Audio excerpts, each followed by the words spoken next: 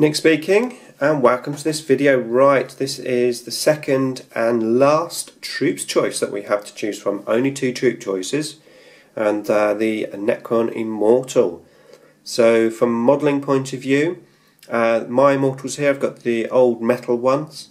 I've actually got 2 units of 10, because in the old days, in the old rules, where you had your wheel be back, you had to have another unit of the same type within 6 inches, so you always had to have 2 of everything.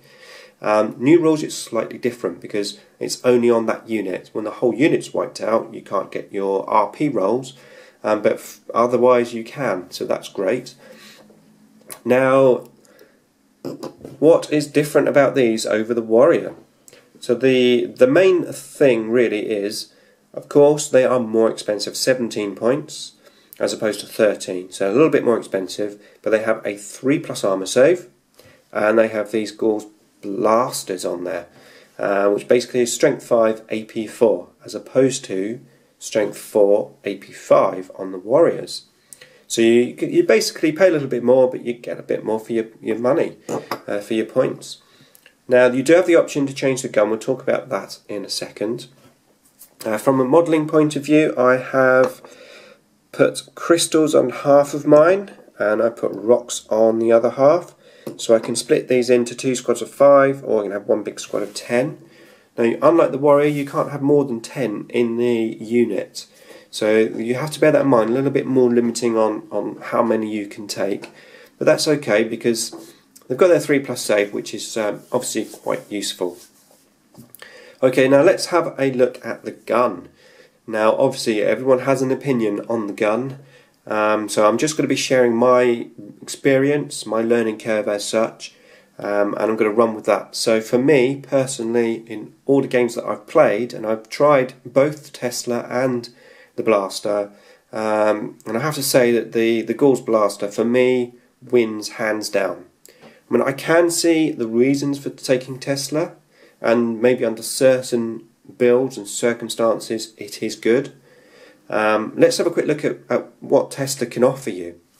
So on any hits you get 2 extra dice if you get a 6, which is fantastic. And just a note on that, don't forget to mark your free hits with different coloured dice, just so that when your enemy dies to those different coloured dice, you can tell them, hey dude, those guys there just died from my free shots, and just rub it in. That's really annoying. So don't forget to do that. So you get your 3 extra shots, which can be quite useful if, for example, you're using a Triarch Stalker and you're making those guys twin linked. So if these have got Tesla and you're twin linked, fantastic, because all those misses you'll get to re-roll. You might have more chances of getting 6s. And there's also an argument if you've got a unit of these, as the guys get destroyed, basically, when you're down to the last 4 or 5 guys. Tesla potentially is better because if you get 6s, you might get more shots through. So yes, I can see that argument, of course, as well.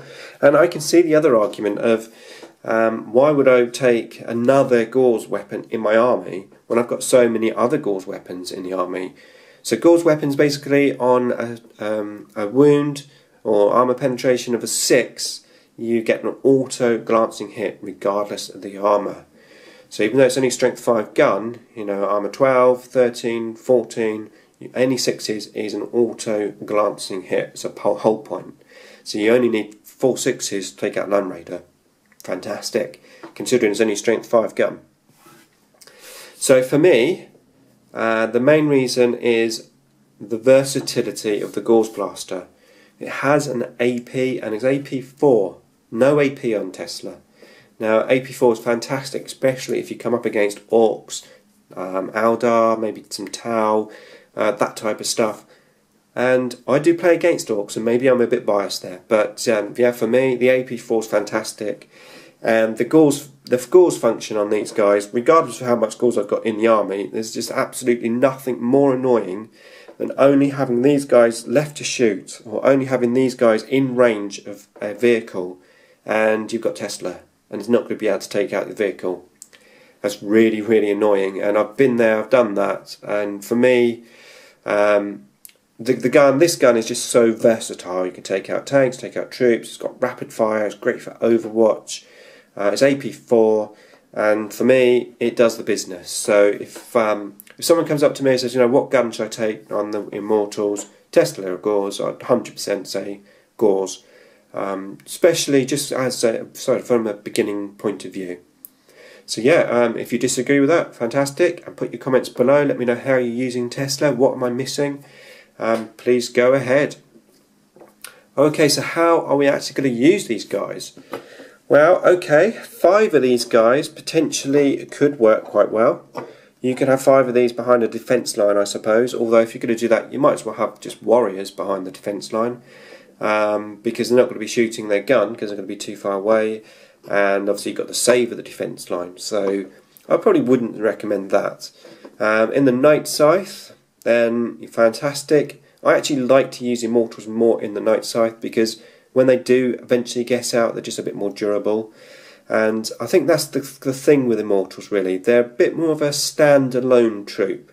The Warriors, as in my previous video, you've got to use them as like one massive unit, one massive phalanx. Whereas the Immortals, they can actually go out and just be a standalone. They're good for going out in the Night Scythe and getting out, taking the objectives that are out of your phalanx. Especially the other trick would be to use a Veil of Darkness, Cryptic. We'll talk about Cryptics and other specific tactics later on as we go through the videos. But yeah, they certainly work as a standalone unit.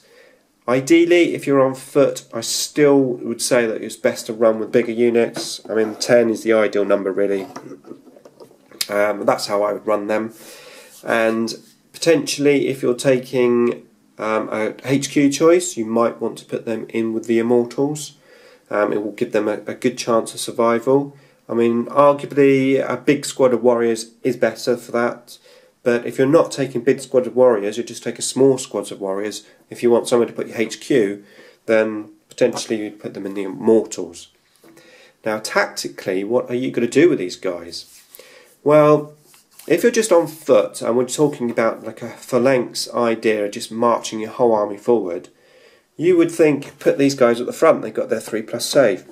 But no, you do not want to do that. What you want to do is you want to put these behind your phalanx.